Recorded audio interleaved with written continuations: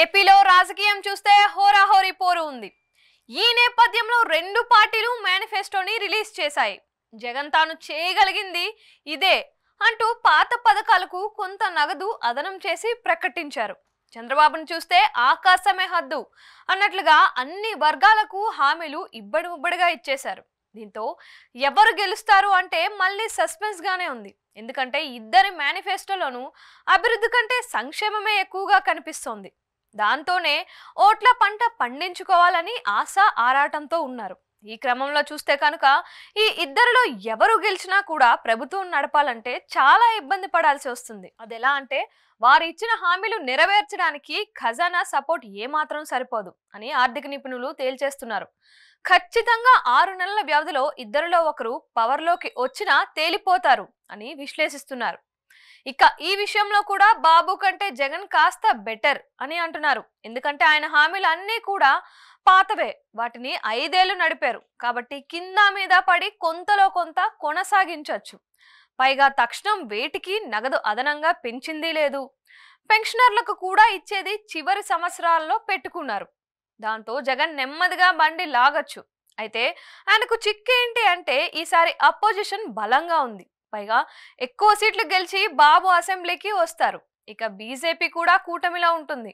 అందువల్ల చూస్తే కనుక కేంద్రం నుంచి గతంలో మాదిరిగా నిధులను కానీ అప్పులను కానీ ఉదారంగా జగన్ తెచ్చుకునే అవకాశం అయితే లేదు. అందువల్ల చూస్తే కనుక కేంద్రం నుంచి గతంలో మాదిరిగా నిధులను కానీ అప్పులను కానీ ఉదారంగా జగన్ తెచ్చుకునే వెసులుబాటు అయితే లేకుండా చూడడంలో బాబు సక్సెస్ అవుతారు. ఒక విధంగా అష్ట దిగ్బంధన చేసి మరి జగన్తో రాజకీయ యుద్ధమే అసెంబ్లీ లోపల బయట చేస్తారు. అలా జగన్కి ఇబ్బంది పెద్ద ఎత్తున ఉంటుందని, ఫలితంగా గతంలో మాదిరిగా టంచనగా తన పథకాలను ఇచ్చుకుంటూ పోలేకపోవచ్చు. ఇక ఇప్పుడు చంద్రబాబు విషయానికి వస్తే ఆయన పవర్లోకి వస్తే కనుక ఆయన తక్షణం నెరవేర్చాల్సిన పథకాలు చాలా ఉన్నాయి. అన్నిటికంటే ముందు 4000 వంతున సామాజిక పెన్షన్లు, అది కూడా 66 లక్షల మందికి ఇవ్వాలి. ఇక వాలంటీర్లకు 10,000 ఇచ్చి ఇంటింటికి పథకాలు ఇప్పిస్తామని చెప్పారు, అది కూడా నెరవేర్చాలి.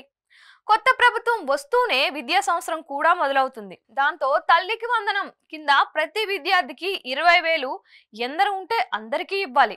ఉచిత బస్సు ప్రయాణం మహిళలకి అన్నారు.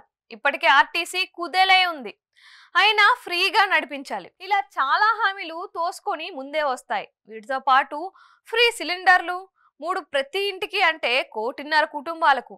ఈ లెక్క ఎంత అవుతుందో అన్నది కూడా ఆలోచన చేయాల్సిందే కదా. మొత్తం మీద చూస్తే లక్షల కోట్ల వ్యవహారంగా మారుతుంది. చంద్రబాబు ఈసారి హామీలు నెరవేర్చకుండా ఉండలేరు, అలాగని మానలేరు. బీజేపీ మేనిఫెస్టోని చేతిలో ముట్టలేదు, మోడీ ఫోటో పెట్టలేదు. దాంతో మీ బాధ మీరు పడండి అంటుంది. దీంతో చూస్తే కనుక 6 నెలలు కూడా కాకుండానే ప్రభుత్వం తీవ్ర ఆర్థిక సంక్షోభంలో పడిపోతుంది అని ఆర్థిక నిపుణులే అంటున్నారు. అలా జగన్ అయినా బాబు అయినా గెలిస్తే బ్యాడ్ లక్, ఓడితేనే గుడ్ లక్ అనే టాక్ నడుస్తుంది. ఎందుకంటే పోటీలు పడి ఇచ్చిన హామీలే వారి కాళ్లకు బంధాలు వేశాయి.